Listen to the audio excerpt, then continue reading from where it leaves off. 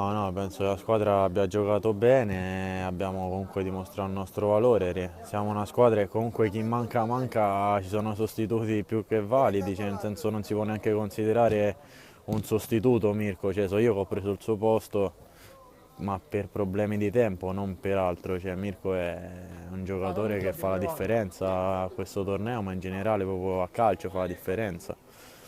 No, penso che la squadra abbia giocato bene, abbiamo loro sì, un po' ostici, molto fisici, magari questo ci ha potuto un po' mettere non in difficoltà, però impensierire. Però no, siamo soddisfatti, dai, è 3-0, un risultato abbastanza netto, niente di, cioè nel senso abbiamo dimostrato di valere sempre come al solito. Penso di sì. Siamo comunque la squadra penso un po' più difficile da affrontare.